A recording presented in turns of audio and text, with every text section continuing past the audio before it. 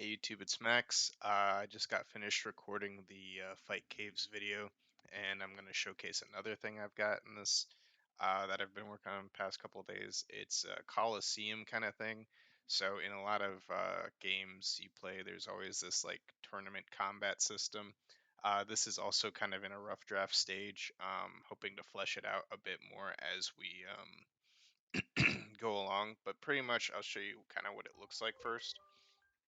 So we're in the game, and if we go into here, there's like this little makeshift lobby, and I kind of want to add like more of like a spectator's view where you can kind of see people fighting, and maybe some stores and stuff in here. But this is just a start, and it will ask you, do you want to enter a tournament? And you'll, similar to the Fight Caves system, it will kind of bring you into this kind of new room where it kind of just auto plays stuff, and then you enter a fight. And so what it is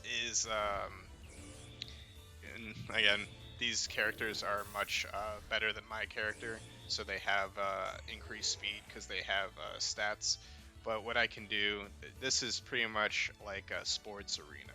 So if you imagine like every single one of the cities has their own sports team, so this would be the Halloween dual team, I guess you could say. So if I just do my kill move, I'll defeat them, and then you get the rewards, and you go from the quarterfinals to the semifinals. So now I'm versing Castle Guard's team, and each one of these characters is kind of like a unique model that was made. So they might become more relevant players throughout the storyline, if there is a storyline. But I like the idea of giving them all kind of like a unique model to kind of make it feel more real, as opposed to, I guess, just having them all be kind of like blank slates. So hoping to kind of, slowly flesh out their personalities a bit. And then this is also, this is Team Gunner's Grim, so the Northern Society, the Vikings. And if you see, I do like an unarmed strike, you can kind of see their names and their classes. So Lars is a tank, Odin's a tank, Kristen's a fighter, and Jonas is a fighter. So I just like kind of like those little details in that. And then if you do, you beat them all, you get this congratulations kind of screen that I'm hoping to flesh out a bit more as we go on. But that's that. I'll see if I can up or find some of the, I guess some of the images or whatever. So if I go into programming images, I'll move this over in a second. So if we go into this folder, this is pretty much all my NPCs and stuff. So you can see they're kind of sorted based on location. This was the burial ground, so these are the characters for I guess that Barrows mini game and the bosses and stuff like that. This is the teams folder, so you can see like Team Castle Guard has these people. And if I were to go into, I guess, this character creation kind of thing, and we wanted to go into this, we could see, Team Castle Guard. This is Caitlyn. Oh wait, I have to go into the female one for that one. So I'll just do Kenny's first. So Castle Guard. Oh, that's the NPCs.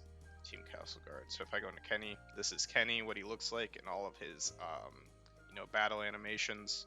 And then when it goes into the battle, it's just reversed. This is Jake, and then we've got David. So this is Castle Guard, and then you can go into female, and this is, where is it? Teams, and then Caitlyn. So that's kind of what it looks like. And so we pretty much did all of this for Castle Guard. There's Team Doriconia, which is those characters, Amildastad, Gunner's Grim, and so on. And so what the coding kind of looks like for something like this is if you go into the Colosseum battle, it will pretty much do a random number 1 through 9, and it will check to see if you've already beaten them. So this is how you wouldn't verse 2 teams in a row in the from the quarterfinals to the semifinals. Let's say you rolled a 1, and 1 is team 1 is Doriconia, or actually team 2 is Doriconia. Team 1 is maybe Castleguard. Yeah, team 1's Castleguard. So if you rolled a 1 in round 1, you'd first Castleguard. But then if you after you beat Castleguard and you go to round 2, if you rolled a 1 again, it would re-roll it. That's what these loops are here for. So then it would keep rolling until you rolled something other than a 1. And then you would fight that next team. And there's all these kinds of switches in place. So when you're versing Castleguard, it will turn the Castleguard switch on to signify that you've beaten them already. If you were to escape or whatever for whatever reason, or if you were to lose, then it would turn all the switches off, which would mean that when you go back into the game to fight them again, you could then verse them until you beat them, and then once you beat the whole thing, it turns all the switches back off. So that's kind of a little bit behind the coding of it, and this is kind of like when you win, turns all the switches back off. So that's kind of a simple thing. I do want to add like more rooms for spectating. I like the idea of there being like a concession stand just for fun. You can see some of like the concessions employees, just kind of create some character to the world, and then all of the team character names are kind of just like cultural names that I've kind of defined for each region. So I made like a let's see if I can find it real quick. In the past, I've made like videos about like naming characters and stuff like that. So if I go into like the names folder, you can see that I've kind of predefined 20 random names, male, female, and surnames if I need to use them. If I need more, I can always add more, but 20 is just a good starting point. And then I can just kind of do a random generator or just pick a name from that list. And that's kind of how most of them kind of came to be. So, and then this is just a YouTube channel. But yeah, this is another kind of short one. Don't really have a whole lot else to say. It's just kind of a simple, tournament style. It would be cool to eventually have like a screen that pops up that shows like tournament brackets, but that might take a lot more work in programming and art direction. So for now, working on minimum viable products, just trying to get something working in the world that can be play tested, to know if it's fun or not, and kind of work on that before really trying to flesh things out and making them professionalized, if that makes sense. To kind of give you a preview of what I'm hoping the next video will be, I've been working on, this isn't really inspired by RuneScape as much, I guess you would say, but I know a lot of games kind of have that kind of thing. The next thing I'm kind of working on is the Pyramid Plunder minigame for that's kind of inspired by RuneScape. Why can't I? Cool. So if I close out of this, I can show you a quick preview of what it is so far, so you can kind of see what the next video is going to be kind of like. Essentially, this is the desert, and there's all these like pyramids, and if you go into here, there's a mummy, and he'll be like, I guess it's like a dead pharaoh, and he'll be like, do you want to begin the minigame? And there will be this timer that pops up, and you have, I don't know, I might do like 5 minutes.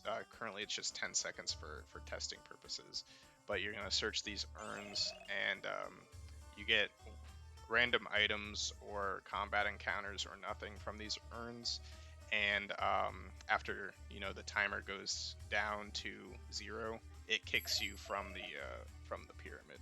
So that's kind of how it works, and then you can kind of see This is like the main entrance where the pharaoh is. And then I kind of, one of the things I want to keep it a little bit distinguished from the RuneScape version is that RuneScape has like 8 floors and they're all kind of like the same size, but different layouts. And there's 4 doors that kind of progress you to the next one. How I kind of want to structure this one is it's sort of like a pyramid where as you go up, the rooms get smaller and smaller. So there's less urns in each room. And then at the top floor, I kind of want there to be this final boss that gives you a chance of a very valuable item. Like in RuneScape, there's the Pharaoh Scepter. And you can get that from I think the sarcophagus on each floor, but I want that to only be at the top floor.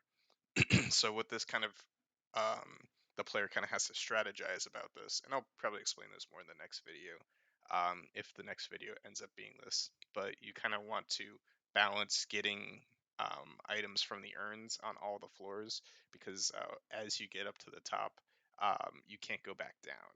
So there's less urns the further you go up.